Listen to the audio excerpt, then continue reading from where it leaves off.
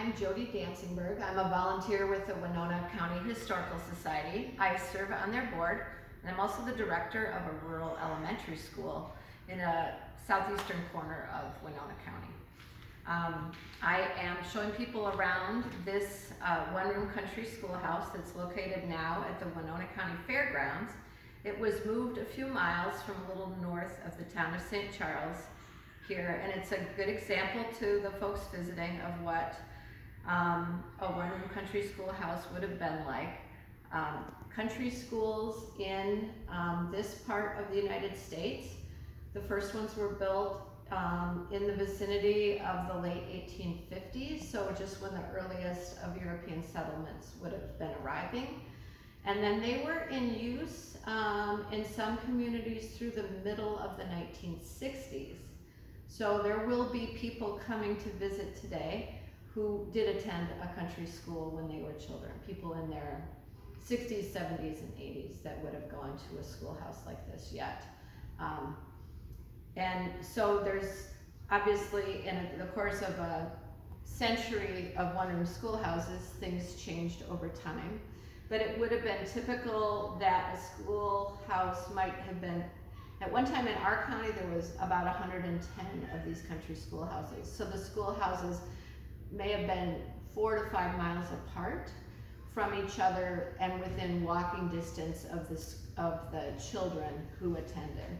So oftentimes the children who attended may be from 2 to 5 or 6 area farms, possibly cousins attending. Typically the schools would start, children would start attending in 1st grade, and then the schools would go up through 8th grade. Some of them stopped at 6th grade, and then at that point, students would either stop attending formal school or continue on to a high school in the larger town that might be 5 to 10 miles away. So typically children would walk to and from school or take a horse and buggy or sleigh in the wintertime, that kind of thing.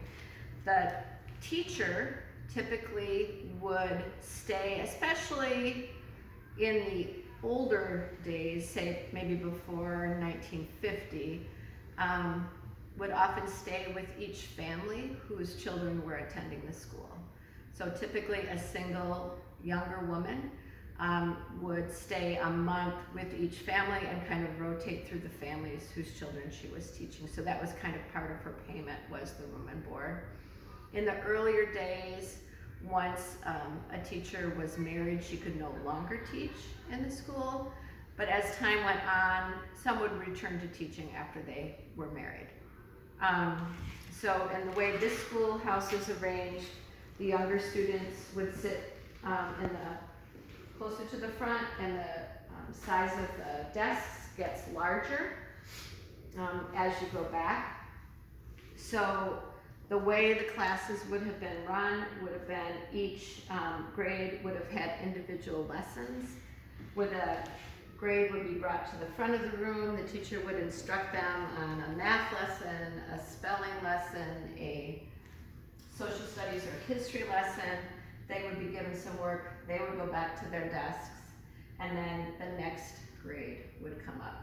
So sometimes there might only be 1 or 2 students in a grade, or even no students in a particular grade, depending on just the combination of children in this school.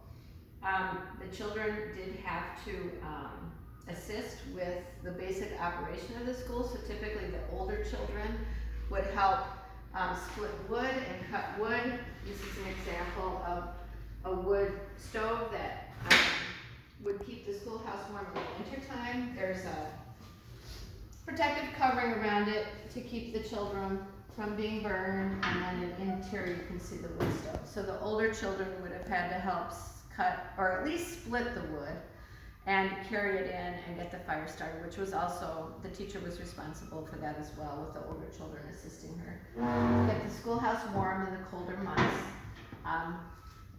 They would often carry their lunch to school in an old syrup can, so like a reusable kind of resealable can if they wanted to have a warm lunch. they would sit their lunch can up on top of the wood stove to warm it up during the day and then eat it at their lunchtime. These are examples of water coolers over here that would have provided water for the children. The older kids, again, would have gone to, typically a well would be at a neighboring farm, and oftentimes the schoolhouse was located relatively close to one farmstead, and then carry the water in buckets back for them to use. At that time, I think this was common in Europe too, there was a lot of effort put on penmanship, so there was a lot of time spent practicing their penmanship. Over here we have examples of proper formation of the letters in both print and cursive, but they would have done quite a bit of practicing with that. In this schoolhouse we have some examples of quill pens that the children would have been used to write with, especially in the first, say, 50 to, actually into probably the 1930s. They would have used these potentially with a little jar of ink to dip in to practice their writing. We do like a summer camp here at this schoolhouse, so children from around the community can come and spend a couple of days reliving the life of a country schoolhouse, so then they get to practice with those quill pens. One of the naughty things that would happen sometime in the schoolhouse is not always boys, but sometimes maybe more than often, is the girls with their long braids would have their tips of their braids dipped in the inkwells by the boys who were being possibly a little naughty.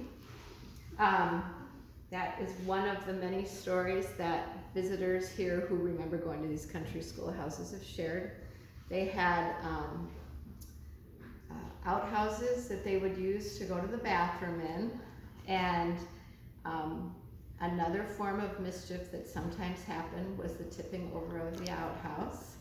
That happened, one gentleman who was here this year at the fair said the older boys from his school would sometimes go to the neighboring school in the evening and knock over their outhouse, and then there was a retaliation that happened when the children from that schoolhouse would come and knock over their outhouse. He said then in the end we had to all rebuild our outhouses, so it probably wasn't the best idea, but it was still fun. A very now respectable member of the community told me that he once tipped the outhouse over with the teacher in it, and he said he was not the brightest boy because that happened to be the month that the teacher was living at his house. So he and his dad and his dad's belt took a trip to behind the woodshed that night that left some endearable scars on his backside. He was punished fairly severely for that, but grew up to be a fine, upstanding member of the community despite his mischievous ways. There's some examples of some older school books back here that they might have used. In the very early days, it was very hard to get books. Books were very precious. One lady told me if a new book came in, they were all anxious to take turns to read it. And then as things progressed, they would have had more and more books. We have here an example of kind of a classic set of curriculum from more the late second half of the 1800s into the beginning of the 1900s, called the McGuffey's Reader. And this would have been a grade level book that the children would have worked throughout the year, that has English, spelling, poetry, some history or social studies lessons. Not really any math or science, but this would have been one of the main textbooks that the children would have used. So there are many stories of life in these country schoolhouses that are available in American literature. One of the ones that most of the families that visit here will be familiar with are the Little House on the Prairie stories that tell about life on the pioneer life in the Midwest in the late 1800s. So check those out if you're interested.